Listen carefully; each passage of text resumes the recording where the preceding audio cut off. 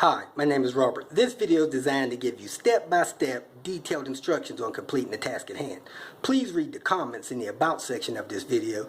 It has valuable information and updates. My YouTube channel has a disclaimer video that I encourage you to watch. And please like, share, and subscribe. I hope you found what you're looking for. Thank you very much for watching. In this video, I'm going to talk about these side marker lights that some people like to install on their 850s.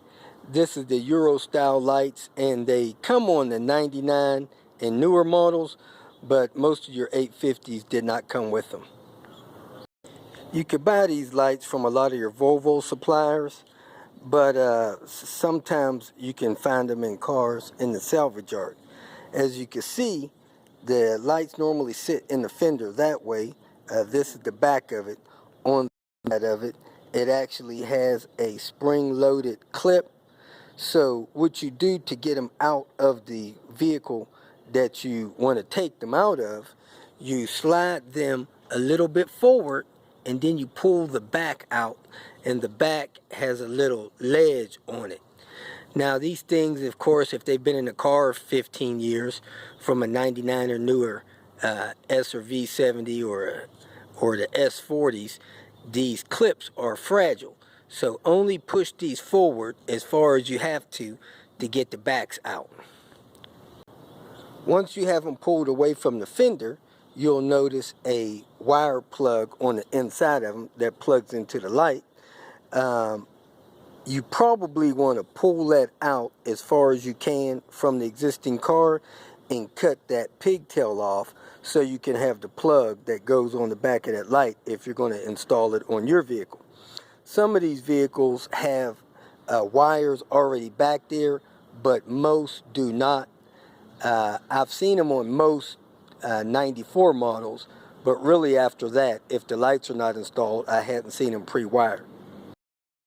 So if you want to know if an 850 is pre-wired for those front marker lights, you come open the door and you go inside the door and you look through the seam of the door, and the plug is actually right between the wiring harness and the hinge.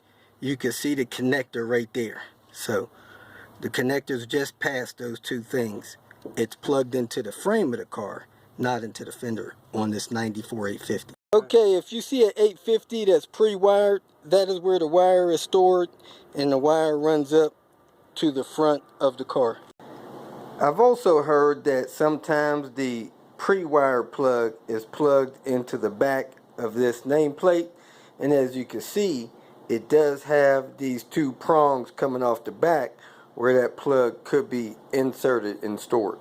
These are the tools and equipment you'll need to install those marker lights in the fender. If you have a car that's already pre-wired, all you'll need is the marker lights. Other than that, you'll probably need all of this stuff. So if they're not wired, you'll have to wire them like most people do, and most people just piggyback the light off of their corner marker light because they want that fender light to flash when they do their turn signals. I've seen them wired other ways, but you know, I wanted it to be a turn signal notice to the people that I was driving by, and I've even seen people wire them so they had a dual element bulb. They glowed when they had the parking lights on or their headlights on, and then they flashed when they put their turn signal on. So either way you do it is fine, but this is the way I wired them in. So one of the first things you want to do is pull that Volvo emblem off of the fender, and when you do that, you may have an outline of where that Volvo symbol was, so you'll want to get some rubbing polishing compound to rub the paint surface clean and smooth there, so when you put your marker light there, it won't have that residue or that outline. I could actually see the outline a very little bit still on my fender, but it's not enough to matter. This Volvo tag on the side of the car is normally glued to the fender with some molding double-sided tape, So you'll have to peel that off. Be careful not to scratch the fender when you peel that off. You may want to heat it up with a heat gun. I don't know if that really matters. Some people use fishing string to cut it, but once you get it off, you'll have to clean that glue and stuff off of the fender. You may want to use acetone or some other type of tape remover to get it off, like goop or something like that. The first thing I did was got my corner marker light loose, and as you can see the spring down there, you want to go in front of your little hood latch and pop that spring loose that holds the light into the frame of the car.